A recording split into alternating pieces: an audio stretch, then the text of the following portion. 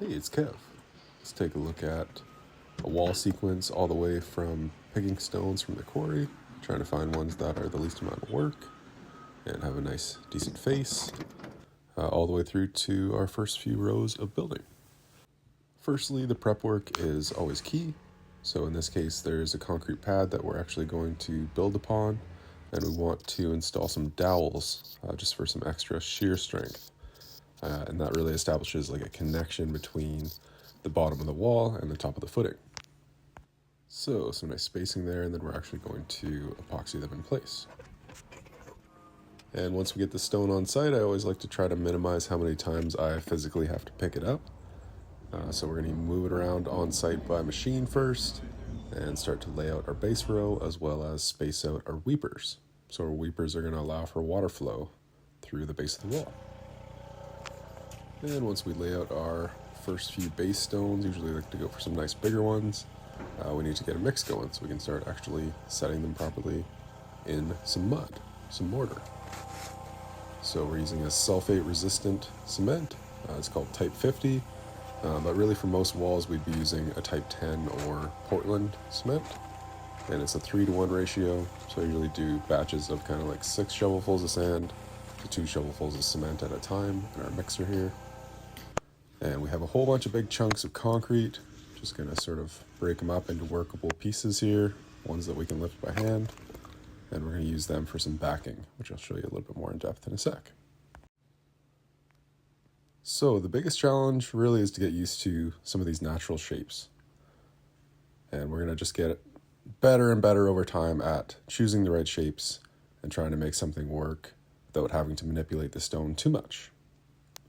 But you can see there's going to be a lot of chiseling and hammering, and picking up the right stone is kind of key to make it easy on yourself to get some of those shapes to start working.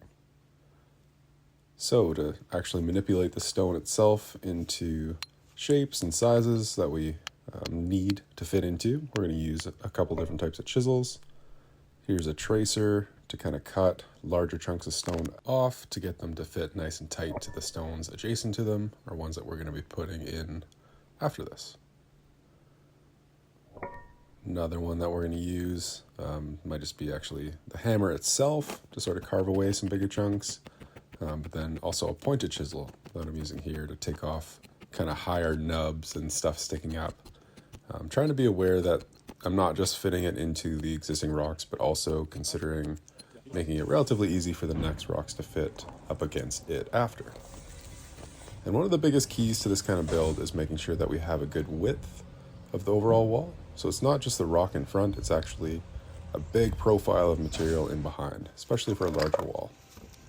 So to do that, we're going to use what we call backing.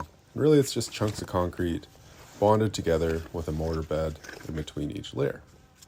So we kind of use it in sort of like a rough, almost like a brickwork type of wall.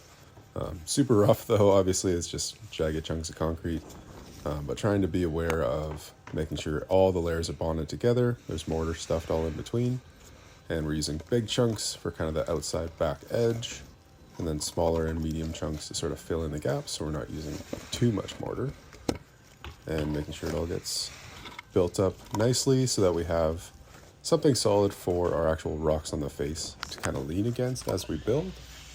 And obviously it just increases the overall sort of bulk and structure of the wall as well.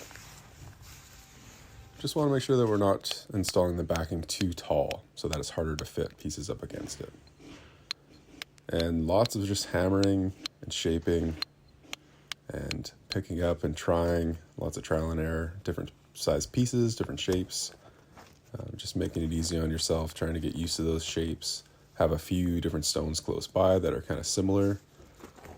Give you a couple options to choose from. And just give them a shot in there. Start hammering and chiseling away. You might break a few. That's okay, that's definitely bound to happen. But overall, once you sort of get into it, you should be able to start piecing rocks together quite nicely and efficiently. And the style is going to vary, but this is sort of a more natural style that we're going with on this one, trying to keep a lot of those sort of textured front faces in place. And one rock at a time, we're building the wall. I'll show you some capping a couple different types and kind of some finishing of the wall in a further video.